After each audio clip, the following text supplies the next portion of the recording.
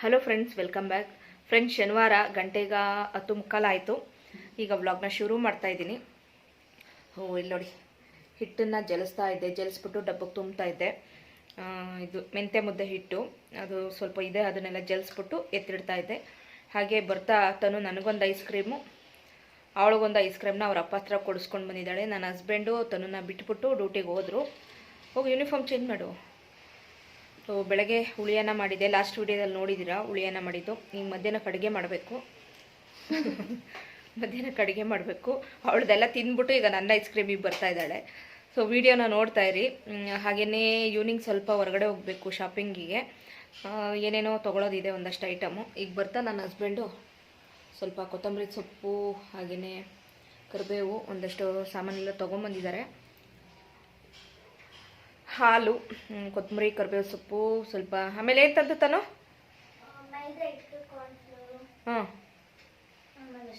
ಮೈದಾ ಹಿಟ್ಟು ಬೇಕಿತ್ತು. ಮೈದಾ ಹಿಟ್ಟು ಮತ್ತು ಕಾರ್ನ್ಫ್ಲೋರು ಅದೆರಡನ್ನೂ ತರಿಸ್ದೆ. ಅಷ್ಟೇ. ಸೊ ಅಷ್ಟೊಂದು ತರಿಸಿದ್ದೀನಿ. ಈಗ ಬೇಡ, ಸಂಜೆ ಹಾಕು. ಈಗ ಬೇಡ, ಈವ್ನಿಂಗ್ ಹಾಕೊಳ್ಳುವಂತೆ. ಈವ್ನಿಂಗ್ ಹೋಗ್ಬೇಕಾದ್ರೆ ಹಾಕೊಳ್ಳುವಂತೆ. ಇವಾಗ ಬೇರೆ ಹಾಕು.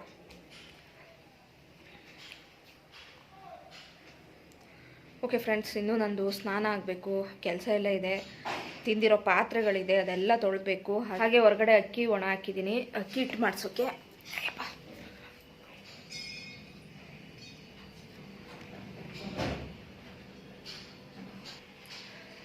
ಅಕ್ಕಿ ಎಲ್ಲ ಕೇರ್ಬಿಟ್ಟು ವಾಶ್ ಮಾಡಿಬಿಟ್ಟು ಒಣ ಹಾಕಿದ್ದೀನಿ. ಬಿಸಿಲಿಲ್ಲ, ಸ್ವಲ್ಪ ಬೆಳಗ್ಗೆ ಒಂಚೂರು ಬಿಸಿಲಿತ್ತು, ಇವಾಗಂತೂ ಬಿಸಿಲೇ ಇಲ್ಲ.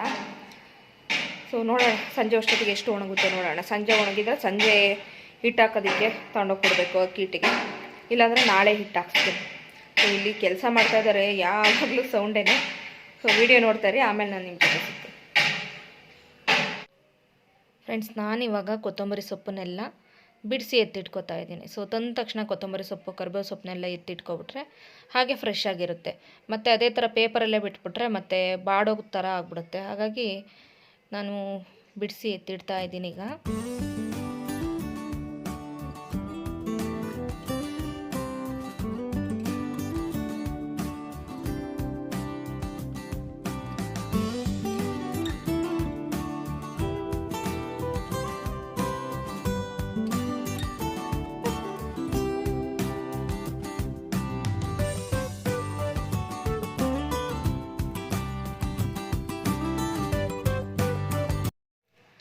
ಅಕ್ಕಿ ಸ್ವಲ್ಪ ಆರಿದೆ, ಆದರೆ ಬಿಸಿಲು ಜಾಸ್ತಿ ಬಿಸಿಲೇ ಇಲ್ಲ. ಮಧ್ಯಾಹ್ನ ನಂತರ ಮಳೆ ಕೂಡ ಶುರುವಾಯಿತು, ನೋಡ್ಬೋದು ಜೋರು ಮಳೆ ಬರ್ತಾ ಇದೆ.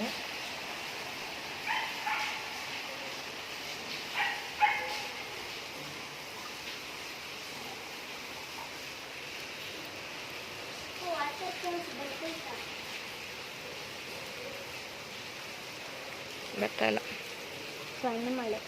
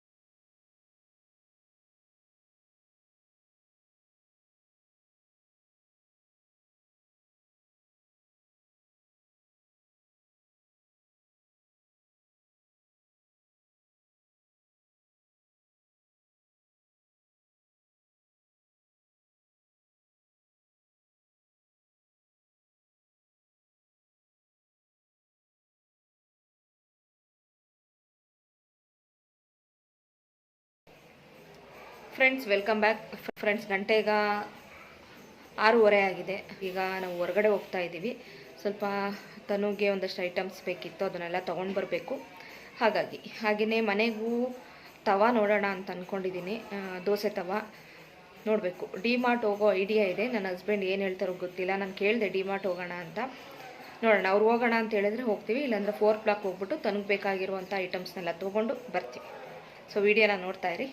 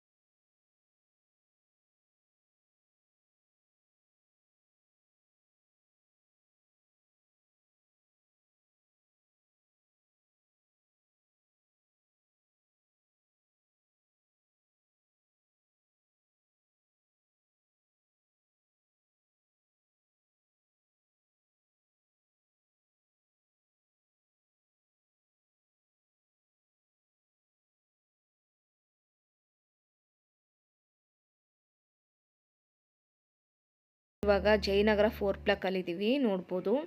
ಸೊ 4 o'clock ಬರೋಷ್ಟರಲ್ಲಿ ಫುಲ್ಲು ಕತ್ಲಾಗ್ಬಿಡ್ತು. ಮಳೆ ಬೇರೆ ಬಂದಿದ್ದರಿಂದ ರೋಡೆಲ್ಲ ನೆಂದುಬಿಟ್ಟಿದೆ. ತುಂಬ ಚಳಿ ಆಗ್ತಾಯಿತ್ತು.